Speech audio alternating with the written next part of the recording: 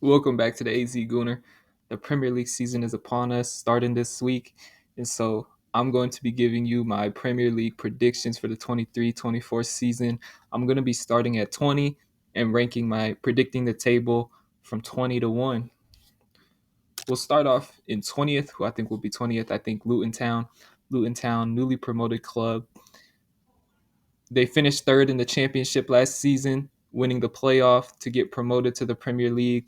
So far in this window, they haven't really spent a whole lot of money. When you look at some of the newly promoted teams that have come up during previous seasons, for example, last year Nottingham Forest and Fulham, they spent like over 100 million and totally revamped their squad to be Premier League ready. What Luton Town have done is they've gotten a lot of championship level players. Now that Luton Town has been promoted to the Premier League, their stadium going to be the smallest stadium in Premier League history with about 10,000 capacity. Luton Town's plan is probably, they know they may not be able to stay up this year. They're going to fund to upgrade their stadium, increase the capacity, and then hopefully with signing all these championship level players this year, once they get relegated, come back again and be more ready to challenge. I think they're going to struggle to find points. Um, they just haven't spent enough. A key player to look out for, Carlton Morris, had 20 goal contributions for the team last season. Um, Not a whole lot of big names on this team, but I think Luton Town will finish bottom. In my 19th spot, I've gone for another newly promoted club, and that is Sheffield United. It's been a couple years since they've been in the Premier League. They were second in the championship, 91 points. Like Luton Town, they haven't spent a lot. You see the signings there. No fee over 12 million. And then they ended up selling their top goal scorer last year, Iliman Njai. He had 25 goal contributions for the team last year. Now he's gone to Marseille. And I look at the squad and I just struggle to see who's going to score goals, how they're going to score. They had a couple players still on the team that were with them since the last time they were in the Premier League. Remember the last time they got promoted? They had a great season. I think they finished in the top half. And then second season they got relegated. I also just don't think they spend enough. I think when you come into the Premier League, you have to spend a lot of money, and I just don't think they have the quality to stay up this year.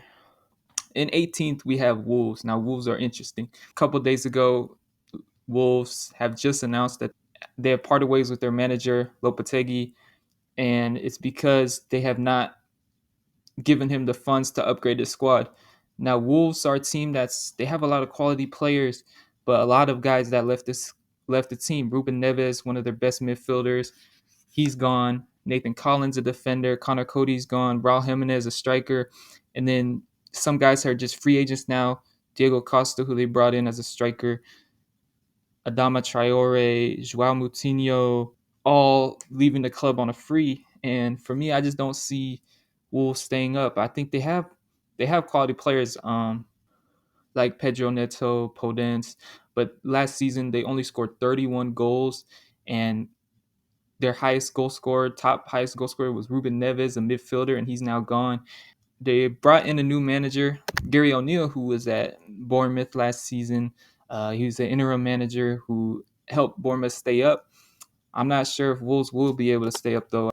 I think they're going to be a little bit like Leicester City last season, who before the season we probably thought that they had enough quality to stay up, but things just didn't work out. And I see that happening with Wolves. I think Wolves have been on the decline since they've gotten into the league. I mean, they were playing European football a few seasons ago, and now things are starting to go downhill for Wolves. And also, I don't think they've improved their squad enough. Mateus Cunha, who they've brought in, I don't know if he's going to be able to score enough goals for this team.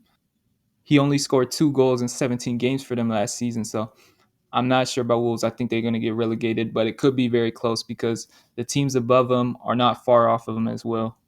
In my 17th spot, I've got Bournemouth. Now, Bournemouth was a newly promoted team last season. They ended up surviving relegation. They got 15th.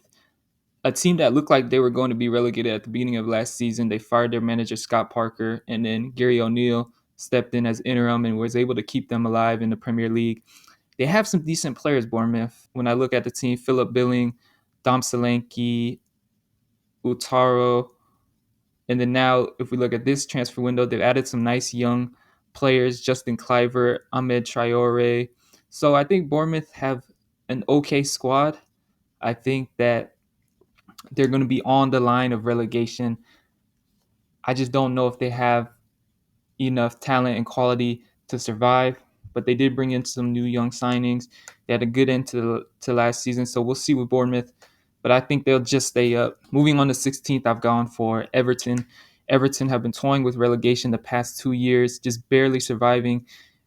Last year, they hired Sean Dyche midway through the season, a former Burnley manager, and he kept them up. We know the style that he plays in, very defensive, rigid, 4-4-2 formation.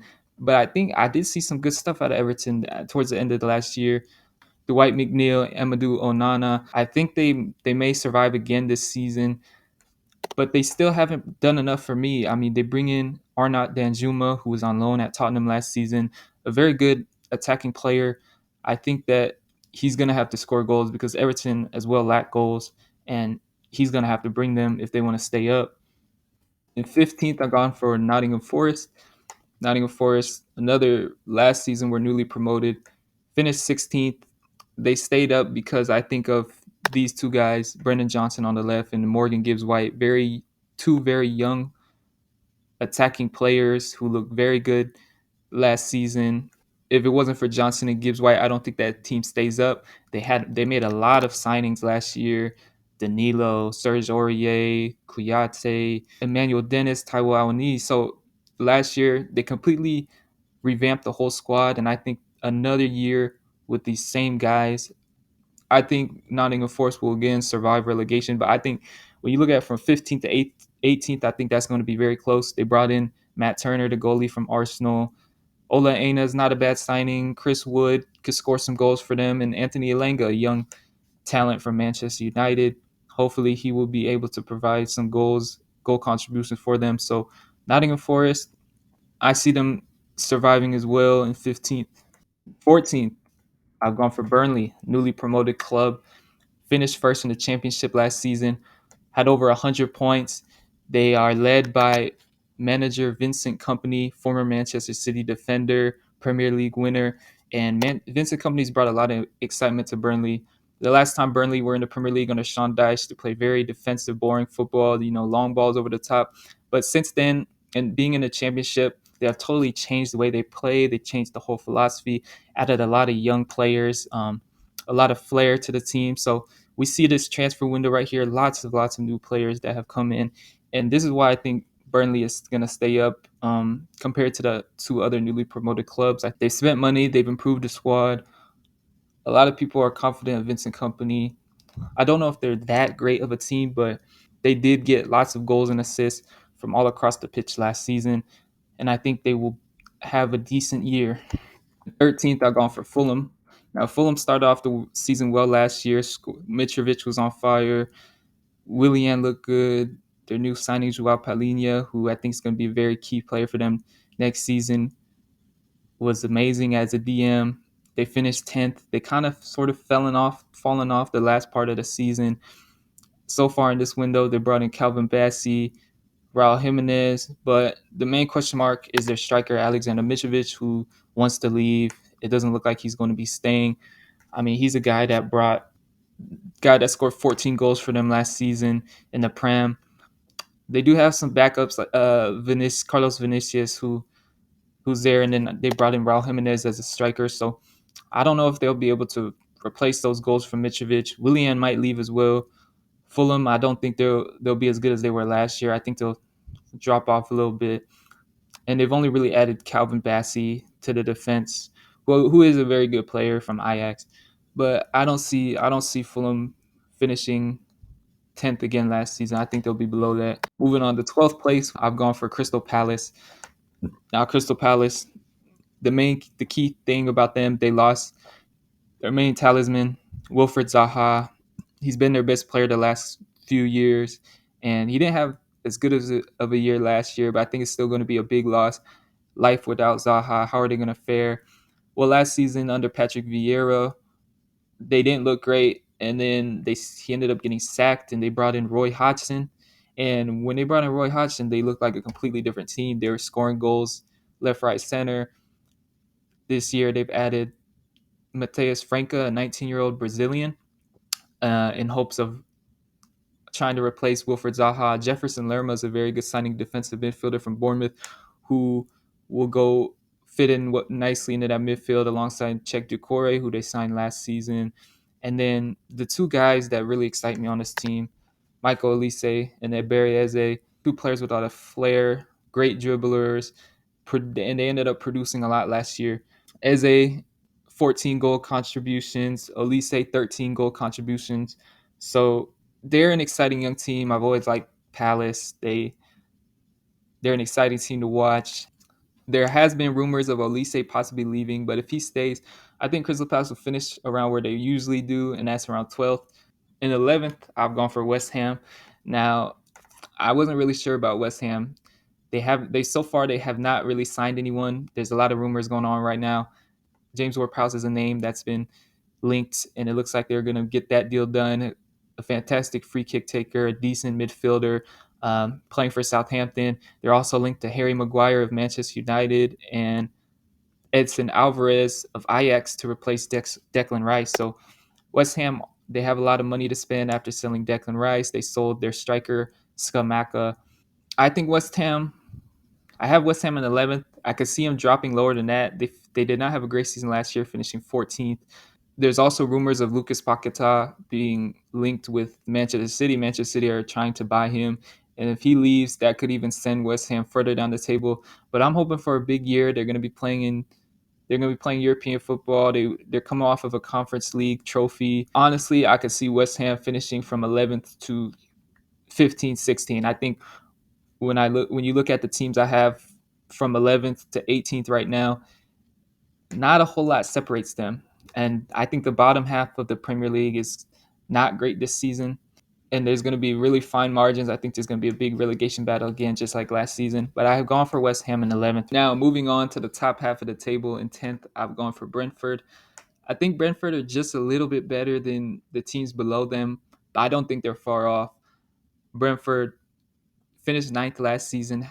They've been a very decent side ever since they've come up into the Premier League. Lots of good young players, but the big question mark is Ivan Toney, their star striker. Had 20 goals last season, 24 goal contributions. He's been suspended for gambling charges. I think he's out for at least half of the season. So that's going to be a huge loss for Brentford. They have brought in some decent players. Nathan Collins is a good defender from Wolves to go along with their back line. They already have Ben Mee, Ethan Pinnock, Christopher Aguirre. So they have a solid defense. I like some of their midfielders, Josh Da Silva, Jensen. The key player for me is going to be Brian Mbeumo. He had 17 goal contributions last year. Him and Yohan Wissa are going to have to step it up and replace the goals missed from Ivan Toney. So Ivan Toney being out is going to hurt.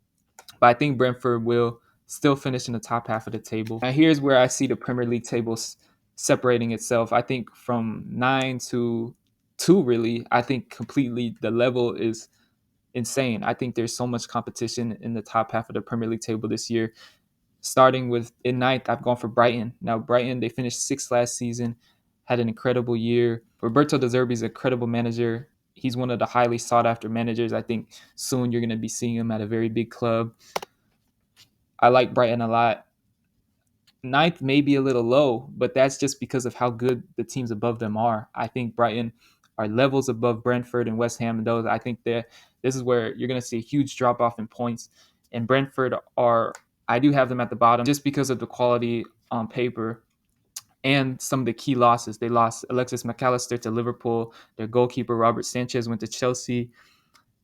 Levi Colwill, who was on loan from Chelsea last year, returned back to Chelsea. I think they did lose a lot, but they still have an amazing team. They brought in Joao Pedro from Watford, decent young player. Mahmoud Dahoud's a great signing, a free transfer from Borussia Dortmund. Moises Caicedo could be on his way out. There's rumors of him going to Chelsea, possibly Liverpool. They do have some very young, exciting players. Karo Matoma, a great winger, had 12 goal contributions last year. Simon Adingra on the left. was on loan last year in the Belgium league, and he had 19 goal contributions, has looked sharp in preseason so far. And Cizo, another young talent on the right, he's going to be a key player for them next year. And then they could possibly add Mohamed Kudus, who's been linked with the deal to Brighton. They just have not agreed yet on personal terms, but Kudus is a very exciting, young, promising attacker from Ajax. I think this would be a quality signing for Brighton. They have a good mixture of experience with also young talent like Evan Ferguson, and then they have experienced striker like Danny Welbeck. So Brighton, I have in ninth. In eighth place, I've gone for Tottenham Hotspur. Now, I think Tottenham Hotspur will surprise a lot of people this season. They had a bad year last year, finishing in eighth. Football they've been playing the last few seasons has been hard to watch. Very boring defensive football under Antonio Conte, and then before that, Nuno Espirito Santo. But they have a new manager, Ange, Australian manager from Celtic. He's going to bring a new system, a new look to Tottenham. No more five at the back. They're going to be playing more attacking. And they so far signed a quality player in James Maddison to help with that attack. He's going to be attacking midfielder. Maynard Solomon, a free transfer from who was on loan at Fulham last season. Quality in attack. And then they've signed Porro and Kulusevski permanently when they were on loan last season. Now, the big question mark is Harry Kane. Does Harry Kane stay? Their top goal scorer, 30 goals last season in the Prem. I think Kane will possibly stay. And if he does stay, Spurs with no European football. Heung-min Son had a dropped off last season. If he can get back to his levels, if Richarlison can improve, I think you're going to see a decent Tottenham team. There's just question marks for me. It's just the defense. The reason why I don't have him higher is because they have not improved their defense. Mickey van de Ven is their only defensive signing so far. And yeah, he's a young, exciting player from the Bundesliga, but is he going to improve their defense massively? I don't think he is. Now, at seventh, I've gone for Chelsea. Now, Chelsea have totally revamped their squad. Last season, terrible season, finishing 12th, sacking two managers. Now they have Maurizio Pochettino, former Tottenham manager, former PSG. We know Poch is a good manager. He done a lot for Tottenham. He's going to have a very young squad with him. They've made a ton of signings since Todd Bowley bought the team, the American. I believe in January after Roman Abramovich sold the team, Todd Bowley has spent loads of money. And last season, in January, they bought Mudryk for over 100 mil, Christopher Nkunku for 80 mil. Now, I think Nkunku's a quality player, but he has just gotten injured and he'll be out several months. So I think that's going to be a major loss for Chelsea. But they got Nicholas Jackson. They spent over 100 mil for Enzo Fernandez, a Argentinian midfielder. Last season, they went out and got Wesley Fofana, a defender from Leicester City. Benoit Badiashile, another French defender. In this window, they've gone Axel Disasi, another three solid young French center backs to go along with the veteran Thiago Silva, Leslie Ugochukwu. They got a new goalie, Robert Sanchez, and they've totally revamped their whole entire squad, adding a lot of young talent. They also got Malo Gusto, a French right back, and they have apparently just bid for Romeo Lavia, good young defensive midfielder from Southampton. When you look at the team they had last year, I mean, it's completely gone. Look at this list of players that have left the club to move on from all of these guys. And I think we're going to see a young, exciting Chelsea. I could possibly see them finishing top four, honestly. They have no European football. Poch is a manager. The reason why I don't have them higher and why I put them in seventh is because they're all new players. They're gonna take time to gel. They're still young, inexperienced in the Premier League. They did win the Premier League Summer Series preseason thing in America. Things are trending in the right direction for Chelsea right now. I just couldn't put them higher because of it takes time for a new team like this to gel with a whole new like 7 starting players. It's gonna take time. At sixth, I've gone for Aston Villa.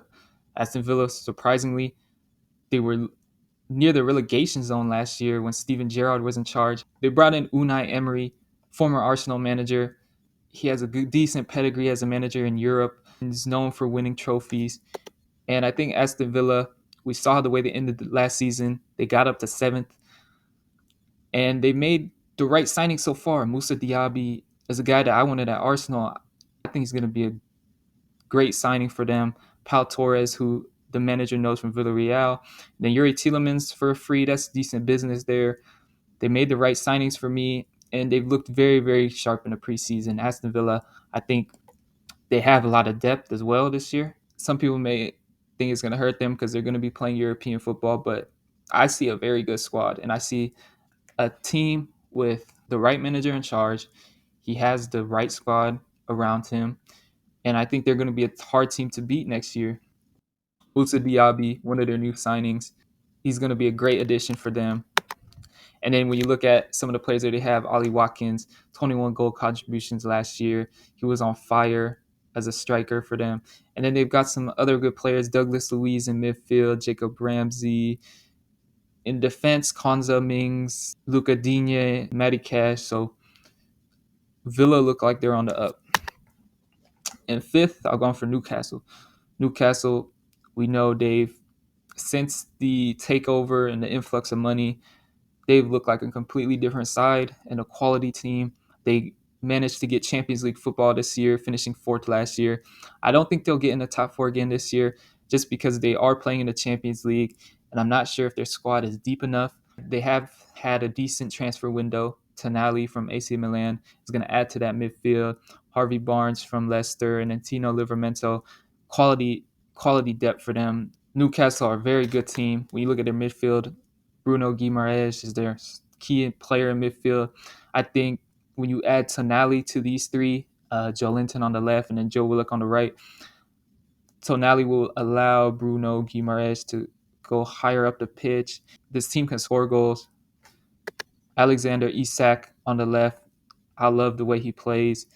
Quality player. 11 goals and assists last season. Very aesthetically pleasing footballer. And then Callum Wilson had 23 goal contributions last season. The team can score, and they have a very solid defense. Defense of Dan Burns, Sven Botman, Fabian Schär, Kieran Trippier is one of the best in the league. So I see Newcastle finishing fifth next season. All these teams from 5 to 9 are very good and there's going to be very fine margins between the past 5 teams I mentioned. Fourth, I've gone for Manchester United. They finished third last season. It's going to be the second year under their new manager, Erik ten Hag. But for me, have they done enough? Have they done enough in this window? Rasmus Højlund, their big new signing, the striker. I just don't know if he's going to be able to provide the goals that they need. Only scored 9 goals and 20 starts last season at Serie A. How's he going to come into the Prem and score 15 to 20 goals in this side? I'm not sure.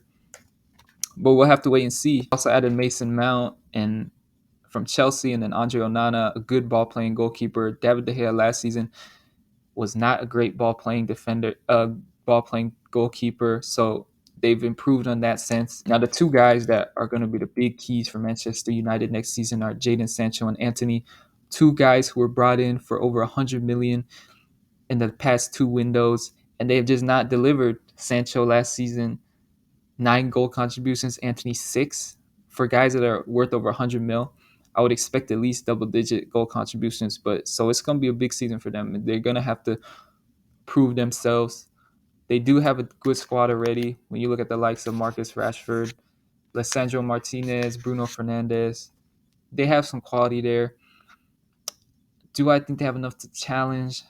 I'm not sure. I see too many question marks about this Manchester United team to say that they can challenge for the league. And third, I've gone for Liverpool. Now, Liverpool, their attack is back. Luis Diaz is back from injury on the left there. Only was able to play 11 games last season after being injured. He's back. Cody Gakpo, another season under his belt as a striker. And then Mo Salah, one of the best wingers in the league. And then to add on to these 3, Darwin Núñez and Diego Jota, Liverpool are going to score a lot of goals next season. Their attack is back. They've added Dominic Szoboszlai and Alexis McAllister to go into their midfield, which was their biggest weakness last season. Their midfield was horrendous. And now adding these two, it is a very attacking midfield, though. They've let go of Fabinho, Jordan Henderson, their captain's gone, Naby Keita, James Milner, their midfield is totally gone. And as it currently stands, they do not even have a defensive midfielder. I mean, the only options there are Curtis Jones, that's not really his role, And then Trent Alexander-Arnold, the right back, could possibly play in midfield. The biggest weaknesses for me, though, are Liverpool's defense. Is their defense good? Because they've looked leaky in preseason. I don't know about Liverpool's defense. I think the defense is what's going to hold them back, and that's the reason why I have them third and not any higher. Now Liverpool possibly could even be lower than this. It's all very fine margins in the top half in this 2 through 9. There are a lot of good teams, and it was hard to place these teams in order. But I've gone for Liverpool here just because I think attacking wise, top 3 in the league. And in second, I've not gone for Arsenal to win the league. I put Arsenal in second. Obviously, I hope and I wish and I want Arsenal to win the league, but I'm not going to predict them to win. They've had a huge summer window, signing Declan Rice, Kai Havertz, Jurriën Timber, quality sides to strengthen the squad. They finished second last year, first for most of the year until that last 10 games, and they let the title go. This year, I think it's very possible that Arsenal, and with their 3 new signings, and then David Raya, who looks like that deal is done, another goalkeeper, having 2 quality goalkeepers added to the squad, I think Arsenal will challenge again. Do I think they could win the league? For me, it just depends on Manchester City. If Manchester City are as good as they were last year, I don't think Arsenal can win the league. But we really just don't know with City. Arsenal, 3 new signings here. I think they've done enough. I think they've done enough this window. There are still a couple question marks with, striker situation. Jesus is going to be out several weeks. Is Kai Havertz going to fit into the midfield? And they're going to be playing in the Champions League next season. Could the Champions League distract them from the league? But I've gone for Arsenal in second to win the league.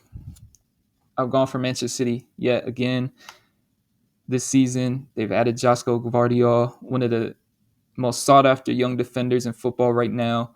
90 million fee. Mateo Kovacic from Chelsea, another good signing. But they have lost a lot. They've lost Riyad Mahrez, a right winger, and Ilkay Gundogan in midfield, which was that brought a lot of goals. Kevin De Bruyne is another year older, arguably the best player in the Premier League. But we'll see how much game time De Bruyne gets. It looks like they want to play Alvarez a lot more, who's their backup. But I mean, a team that's won the league multiple years, the last 4 or 5 years, they've won it almost every year except for the year Liverpool won it. Their manager Pep just knows what to do. I mean, last season in the beginning, it looked like this was the year they were going to slip up, but then they totally changed the way they play, and they end up winning the treble. So we don't know with Manchester City. Anytime it looks like they could have a down year, they still have the best manager in the world, Pep. Erling Haaland, another year, the top scorer last season, 36 goals in the Prem. He's still there. Do they drop off at all? They do. I think Arsenal can win the league, but for right now, I'm going to go with Manchester City to win the league. And those are my Premier League predictions, 20-1. The new season starting, Burnley versus Man City on Friday.